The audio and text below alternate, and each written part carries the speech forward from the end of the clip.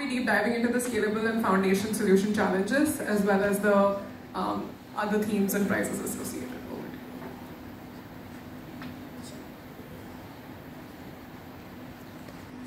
Thanks everyone. How many of you are actually the entrepreneurs and looking to build something? Perfect. So this is going to be an interesting session from our side, right? Supriya and I are going to tag team this out. So feel free to think about what we are saying and or even pop up questions or the questions in the end. Right? So we have a lot of question sets that we're going to throw at you. Two major things that I want to leave with you before we start. First one is open your mind to the idea that we are no longer building for the same 50, 100 million people. Digital commerce has been around only for the top 6% of India. Don't try and think that we are going to be doing it only for that 6%. As Pramod was saying, as Vibhor said also, we're trying to build something for the next 75% of India, which is about another billion people in India. But at the same point in time, not just is it for the same billion people in India, but we should also be able to do this for 9 billion people on Earth. As Pramod was talking about earlier, there are 9 billion people on Earth, where we could actually look at from a transportation or from a tourism perspective. One major thing I want to also leave out with you is we're not building Skynet. Okay, so don't think about that also. And finally, this has to be a phygital journey. So what Sujit was talking about, no longer do we have to try and figure out how to get a product from 20 kilometers or 200 kilometers away. How do we get a product or a service delivered to us from literally around the corner? And don't try and solve, the last bit of it is, you don't have to try and solve everything. The idea is solve for little bits and have faith that there is somebody else out there working on a solution which is going to be corollary to what you need to do. Okay? Now, based on that, there are two other solution sets that we need help with. And these are not the only ones, right? So we have both the scalable solutions and we also have foundational solutions. Okay, so now, and we have not practiced this, guys. So even though we are tag teaming it out, we have not practiced this. So go ahead.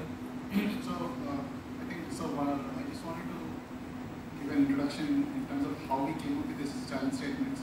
So I think everybody, a lot of people have explained from also and others, they have already explained as to how a network works end to end. So there are a lot of, so when you talk about a network and you try to break it up into a lot of small pieces, we need to make, how do we ensure that we can actually provide a platform level experience with this kind of, as we call it, an unbundled and an interoperable network.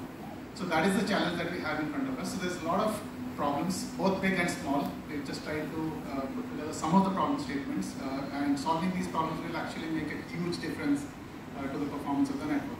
So we start with the first one. So the first problem statement is around price optimization. The price optimization is, okay, so the price optimization is basically the objective of saying that everything in the phygital journey does not necessarily have to follow what the digital world has been doing so far, right? Which means that I am shown a price and that is the only price that has to go. So there are two parts to this. One is that it should be for both.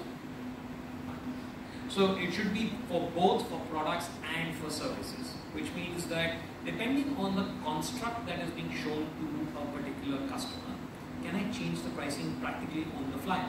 So if, depending on the, whether I'm turning around saying, I want delivery myself, or I will walk down and pick up the product myself, can the product pricing change, right? The side of it is that there are terms and conditions. If I change the terms and conditions of that particular construct of saying there is a, has just skipped my mind. If there is a particular transaction that is taking place, I don't know what was transaction, can I actually break it up and turn around and say, if I say I will deliver in 2 hours, or if I would say I will deliver in 4 hours, or I will prepay 50% or I will say I will post-pay 100%. What does that do to the overall pricing? So if you look at price optimization engine, problem of price optimization, if you actually want to determine the price at real time, now what does it include? So there is a pricing model, there are certain inputs that go into that model, and then there is an output. It's not that this is a new technology that we come up with, this is available. The question is how do we mainstream it? Now, some of the inputs that go, so if you look at some of the inputs that go into the price optimization engine, it could be something as simple as supply, demand, and there are other input parameters that actually affect supply and demand, weather patterns, maybe the price at the local mandi, maybe there could be quite a few other things. So how do we create a price optimization engine, or how do we create some kind of a model along with an algorithm that takes in a certain set of inputs and generates an output in real time that can be used by anyone? Catalog digitization.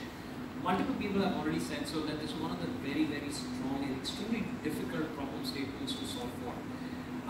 A particular store may have anything as low as 1,000 products. Even a kirana store could have anything as low as 12 to 1,500 products, going all the way up to a few thousand products. How do we figure out very quickly what are those particular products? What is the exact amount of information that is required to be captured out, whether it is photographs, whether it is pricing, and also to some point, some X point in the future, how do we also figure out what is the inventory that is in? So the first start point of that is going to be the catalog digitization part. So if you talk about catalog digitization, there are online catalogs that are available, there are offline catalogs that are available. So there is no single solution for this. So what we are actually looking at is some kind of a multimodal solution. So I'll give some examples. There might be a text interface, somebody enters catalog details, it may not be everything. You enter some details, there might be some information available somewhere which is used to fill up the catalog details. There could be a scanner, you take a photo of a barcode, that retrieves some information from the backend. There could be a text interface. There could be, I just say something like Alu, and it actually matches against a backend database. It finds out, okay, Alu is a SKU item, these are the different attributes, it brings it up. So some kind of a multimodal interface where we support all this text, image scanning, voice inputs, and then provide a way to pre-fill some of the other information through the other modes. So in other words, it's going to be a combination of these multimodal interfaces that is going to be used to create the digitization. And also, just to add to what Shirish had said earlier, also when he was laying out the problem statements from his perspective, everybody is not going to have a computer or a smartphone. How do you deal with trying to figure it out for the small seller? Because they are a different set. How do you decide on a product set for the delivery of this, which is going to be based on a very simple idea? Everything does not have to be in English. Everything does not have to be text. Right? To give you another example, if I'm going to turn around and say I'm looking for some kind of a gig work or I'm looking for something from a skilling and an education perspective, there everything is not in English. Right? Whether I'm trying to find a plumber or I'm trying to find some kind of a course, does not necessarily have to be in English. Moving on, there is the okay, I'm being told time. Okay, the next most the allied part to it is the catalog indexing side to it. So catalog indexing. So if you look at the scale that ONDC is going to operate in, there will be tens of billions of merchants. There will be probably a billion catalog items. There are buyer apps, which either pull the catalogs from the stores or have it, locally stored. The catalog indexing. So if I want to do like a fast retrieval of catalogs from a billion SKUs, how do I do it? Now there could be different criteria that I put in. It's not like a standard criteria for everybody. So for example, I want to find out the hottest selling item at this point of time of the day versus something that I need for my daily grocery needs. So So there could be different types of queries, put in by different buyers. How do we index the catalog in such a way that we can actually fetch that information in real time, both from the seller side as well as the buyer side?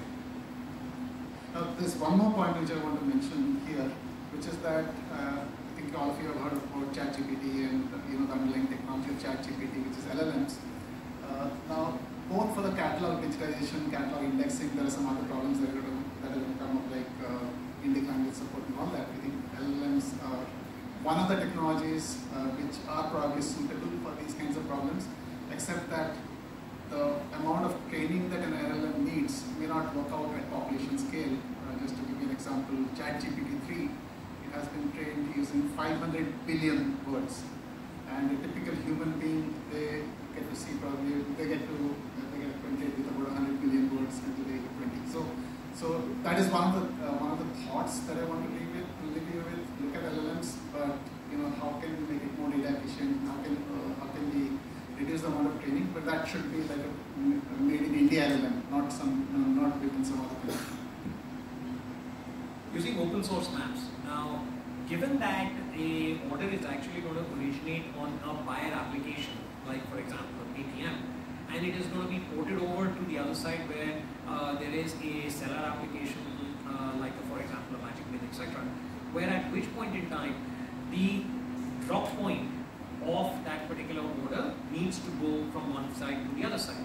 And from the other one, we need to also figure out what is the start point of that particular product going to be to get to the endpoint destination. So we need to be able to transport both of these such that it is not going to be a one entity who's providing that entire mapping solution. Okay?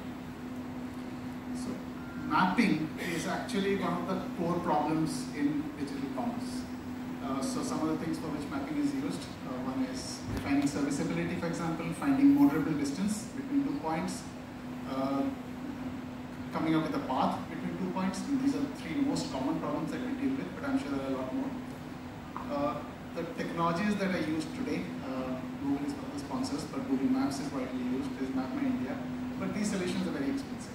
It's unlikely to work at population scale or something like ONDC. So we are looking at open source maps. Open source maps using open source algorithms. If you look at some of the algorithms that are used to calculate the moderable distance, for example, these are all available. The Dijkstra algorithm that we studied in computer science. So these algorithms are available. But how can we come up with an open source map on which we can put in some of these algorithms and make it available for everyone who is on ONDC? And this also comes up with another side note, right? I could actually be a small restaurant where I'm turning around saying, I need to deliver within, let's say, a 2-kilometer radius of where I'm staying at. I don't have the delivery services, but I want to take on the delivery services from the chemist shop right next door to me because he has a little guy on a cycle who will go and deliver it. Can I utilize those things? And that is where the mapping service will become that much more important for us. Now, that being said, the next part of it is the legal compliance and the product safety side of it. Please keep in mind that there is also a certain amount of law of the land that has to be adhered to. Now, the construct here is that when that data is being picked up, how am I going to be able to pick up that data and be able to capture all the data that is required from a legal perspective? So there is legal meteorology, there is FSSAI licenses, there are images that are required, etc. How do I make sure that all of these different things are there? That is where the legal compliance and the product safety side to it comes in. Where you're not sending out product that is expired, for example, or that you're sending out, do I have the right FSSAI license for that particular product?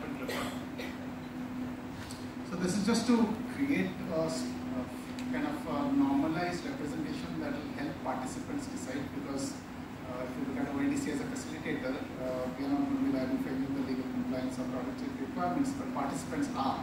Now there are lots of laws at the central level, state level, local level. How do we create some kind of a normalized representation of all these different requirements, at least on the legal and product safety side, as what Rahul mentioned, so that it is easier for a participant to make sure that they are compliant with this. Okay, so again, in this case also, there are certain sets of winnings that are there. There is, you want to take this one? Okay, so there is a first prize of about $7,500 for each winning team. If there is an all-women's team, that is going to be another additional $1,000 which will be provided. There is a second prize of $3,500, and obviously there are Google credits also up to about $10,000.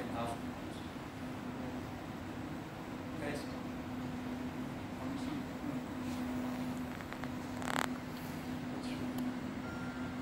Okay. So there can be up to 4 members per team, and the eligibility is freelancers, startups, professionals, and students above the age of 18. Alright, now let's get to the foundational problems. These are solution sets that are required to make sure that the network is going to be that much more healthy, as well as there is trust built up. One of the major components that we've been discussing across different panels has been that, is there enough trust in the network? How do we make sure that there is trust that is there and it is being transferred back and forth? Now towards this, the first set is around catalog scoring. Catalog scoring is because if a particular buyer application sends out a request and it is going to get back a certain amount of catalog responses back from the seller application, I need to know as a buyer application whether that data is complete, it is correct. Okay, that there is data, it is correct, it is complete, and it is provable, and it is actually trustable. Now that is where things start becoming important, because the only other way to do this is that there would be somebody who's going to sit there and manually look at this information. That is not something that will work out in the long run. So add to this is the Indic languages and all, which we will come to. So catalog scoring, everybody wants a rich catalog so that you are discoverable on the buyer app. Now these are some parameters that will let you decide whether your catalog is rich enough or not to be sent to the buyer app. He's trying to rush me along.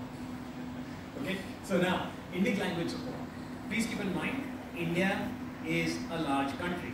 We all know this, and I'm going to again borrow on slides from that I've seen from Pramod and from Sujit. 1.4 billion people, 22 different languages, and not everybody is going to be able to read and write in English. How do I make sure that the Indic language support is there so that somebody who's trying to buy and or to sell is getting it in their language, and whether that language is spoken or written, it should be either or. Not just should I be able to send to capture that from a perspective saying I need this particular data also, but also get it to the seller so that they are able to understand it in their local language and then shoot it back across over the network. So there's going to be a fair amount of translation involved in this. You see catalogs, most of them are in English. There are catalogs in Hindi and other local languages as well. But there will be a fair amount of translation, which is that through any interface, you get a query or you get an input for a catalog, and then when the output comes, it should be renderable in a different language. So translation based on data sets that are defined, again, LLMs that I mentioned, and that would be one way of looking at this. But there are maybe there are better ways of solving the translation, but there's a fair amount of translation between different in technicalities, if you may call it Unicode capital sets. Both translation, transliteration, all of those things come into play. Then the next one is the negotiation engine. Now, the negotiation engine should be such that based on the conditionality of that approach, that is of the terms and conditions, what is the new pricing that is coming across, or can I actually negotiate out and do this practically near real time of saying this is the number of products I'm sending out, this is the pricing I'm getting, if this is the terms and conditions that are changing, etc., can I make the pricing different? So there's going to be a fair amount of negotiation on the network because there are different participants who are coming in, each of whom has their own terms and conditions. The simple example is who collects the payment. This is one thing that Sujit explained to us some time back. Who collects the payment? Now today, so it could be the buyer app collects the payment, the seller app collects the payment, and it is based on what terms and conditions for settlement. So we want a negotiation engine where two parties, they negotiate on certain set of terms and conditions, but there should be a way to find out whether it is converging, diverging, and provide a way to terminate it so that it doesn't end up in an endless loop. Now, this one is very, very important. There is the entire optimal storage and retrieval, and this is going to sound kind of geeky where we are saying n cross n matrix and all. But the idea here is that there are 30,000 odd pin codes. There are millions of products. Which product is available where? And from another perspective, I have logistics where somebody is saying they can pick up from one place, another one says I can deliver to a certain place. So this entire matrix that comes up, how do I render it, and then how do I search for the right set of products so that I am able to see the most optimal product price combined for myself? So I talked about serviceability. Pin code serviceability is a very important feature in digital commerce. We also have polygon serviceability, and what Rahul explained, 30,000 pin codes. There are, let's say, 100 million merchants, out of whom even if 5% of them use pin code-based serviceability, you can think about the kind of matrix that we are looking at. Logistics providers, they use this serviceability based on pin code to decide whether I can pick it up from this location and ship to that location or not. So what we are looking at here is optimal way to store. What I'm thinking about is some kind of a sparse matrix. An optimal way to store a sparse matrix and to retrieve it in real time. Conversational interface, and I promise I think this is the last one. Right? Okay. So now, the conversational interface is, why does everybody have to think about trying to type in something in English and try and get that? Is there a conversational element that can be done using voice or text such that I'm able to particularly buy a particular product? Obviously, everything that we have just spoken about needs to be open and interoperable. Okay, so that is why, so all of these different components that we have spoken about would then potentially have to be plugged in. So from a conversational perspective, I am saying there are shopping in assistants, and not everything has to be available in text only. So the conversational interface, if you see one of the goals of ONDC to mainstream digital commerce, it means that it's going to bring in a lot of buyers and sellers who've never done digital commerce before. Not just doing digital commerce, many of whom may not even have used a phone or a computer or any such digital device. Now we are all familiar with the current applications, how it works, point and click on this button, go to that page. We know that there is an implicit understanding of how the flow works. But that's not going to be the same for new buyers that are coming in, people that haven't used a phone. So what we are looking at is some kind of a guided interface where somebody that doesn't even know how to use a phone or a computer, they know how to purchase on ONDC. So that is the conversational interface. Actually, not just on ONDC. They are not procuring on ONDC. So if we are able to create some kind of an APK or an SDK, etc., such that it goes into a buyer application, so that somebody who's never, who's just using a feature phone, can they utilize the power of the network? Is where we're coming to. Okay. And lastly, one thing about all these problem statements. Now, the problem statements are complicated, but what we request you to do is come up with a solution with clean abstractions. Keep it simple, make it simple to understand, simple to integrate. Because if you look at either the point problems, which is the foundational problems, or even the scalable solutions, it is either going to be a standalone entity that is going to be using it, or it could be used by somebody else. So just make sure that it is simple to use, simple to integrate, because along with everything else, the easiest way to stay out of trouble is to keep it simple. And you have to show, you have to be able to provide all of your assumptions, and we should be able to see all of your deliverables also. Now, from a winnings perspective, first prize is $3,000 for every winning team. Second prize is $1,000. If there is an all-women's team, then there are another additional $1,000, and obviously there are also Google credits that go with this. The team size can be 4 members. The only thing we are placing out here is you need to be above 18 years of age. Okay, that's it. Anybody else can actually participate in this one. From the last point, there are important dates, which are, there is the launch of the problem statement, which is as of today, as Shirish had also mentioned. There is a masterclass which is going to start tomorrow, which will be weekly. The last date of the registration is the 5th of January. The last date of the solution submission is the 15th of January. Announcements of the shortlisted teams will be in February 2024, and the demo days will be announced in Feb and in March of 2024. Basically, what we ask you to do is to enroll in the Build for Bharat on the website, which is buildforbharat.net. You are looking at the important timelines. Please adhere to those and make your submissions as per the theme and also as per the defined format. Other than that, track the results and the announcements and the instructions on the next step. That's about it. So just a reminder, Vaibhav told me to call it out. Foundation solutions, foundation problems are only for students, not for anyone else. Thank you. Foundation. 18 plus anybody. 18 plus. 18 plus anybody, not just 18 plus. Only for students. 18 plus only for students. Okay, that's it. Thank you.